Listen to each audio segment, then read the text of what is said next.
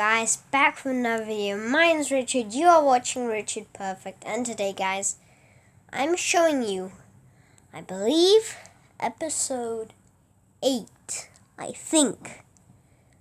I'm pretty sure I'm right. I might be wrong, but yeah, still. I think it's 8. But, so, this one is about landing at Sioux City or something like that.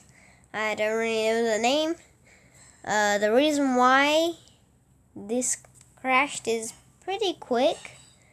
Well, with the real crash, it's ages. So, yes. But yes. So I'll tell you first of all what happened. No, I mean not what happened, but like what is going on before it crashed. So yeah, I'll tell you that first. So we'll start. So now I'll start with. So they were flying. So this United Airlines, it was flying just like, I think it was like a 2-hour journey. And so it took 44 minutes until it would land safely on the ground, which is pretty long if you're going to ask me, because I don't know, it's just quite long. But apparently all 3 hydraulic systems were failed. If you don't know what hydraulic systems,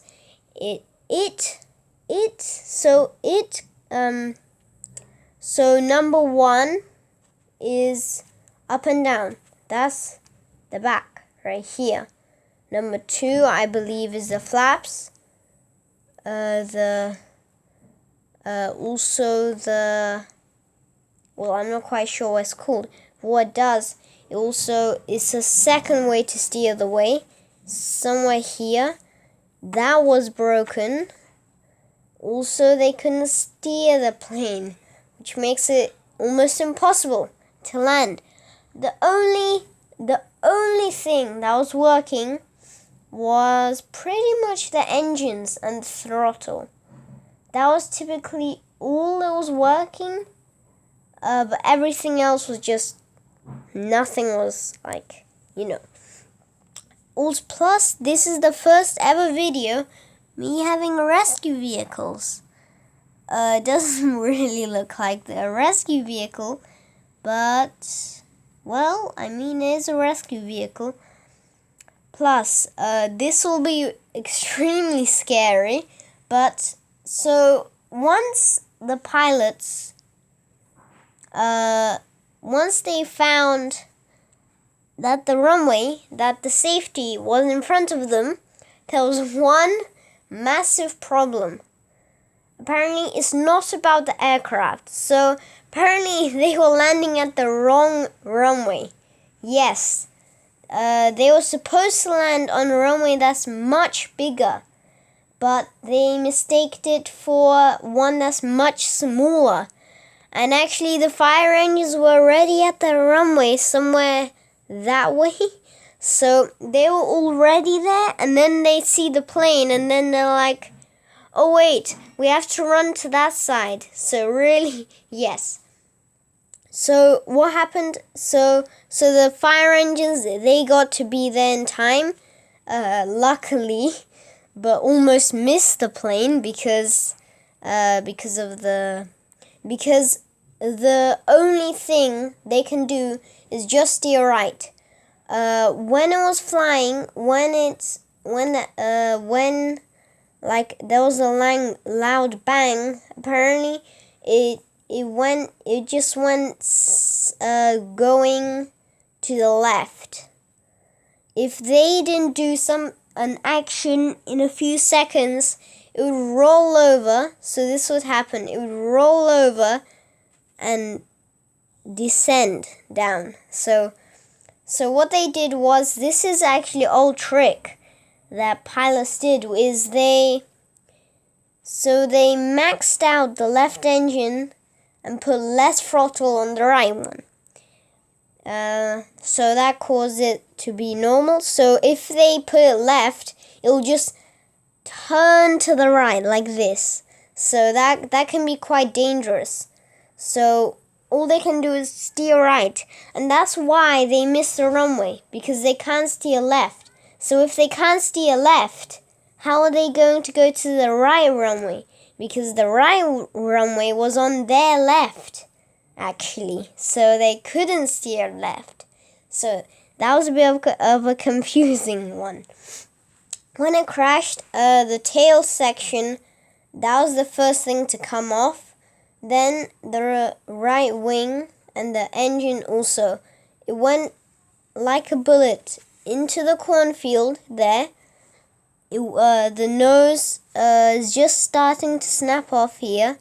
Then snapped off about somewhere like, if it was there, it would be somewhere like here.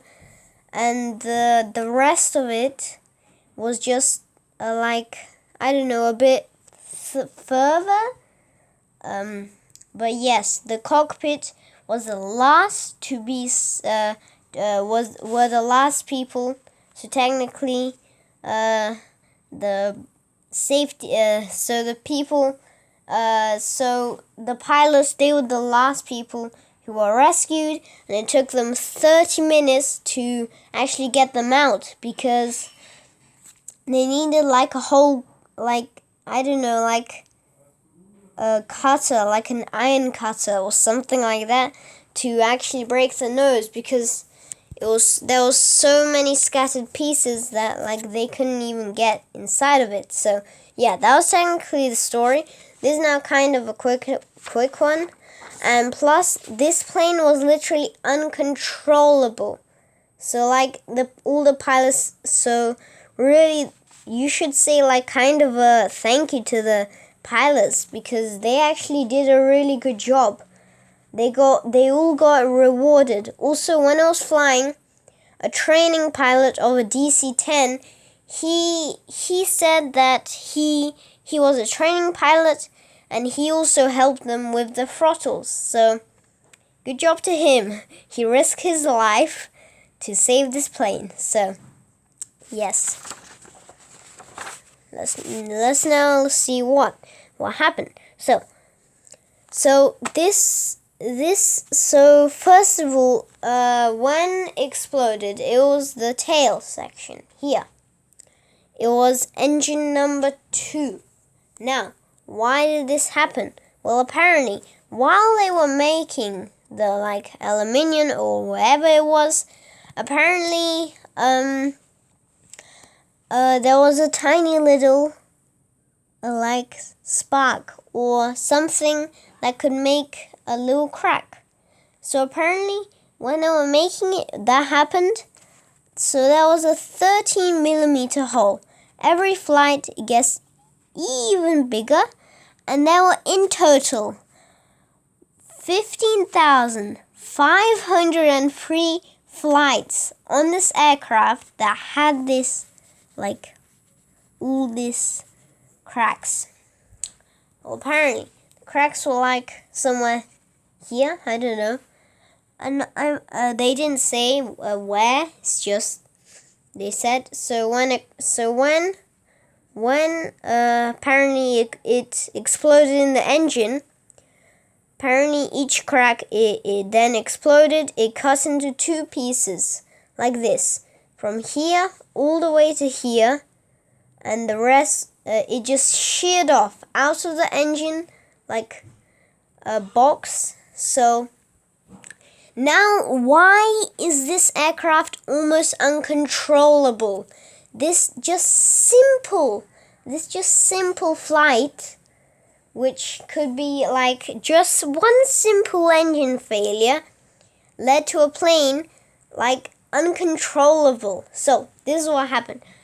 When the disc sheared off out of the engine, apparently it went down in the farm, so exploded in in midair down to a farm. So apparently, while it exploded, it hit the flaps number 2 hydraulic system. This is actually almost impossible to break all 3, but it did happen. So it broke off, went hydraulic system, finished, and it was so strong that it did all 3. So that's why. That's the end of this video. I hope you enjoy. Like, maybe even subscribe if you haven't already. And I will see you in the next video. Bye.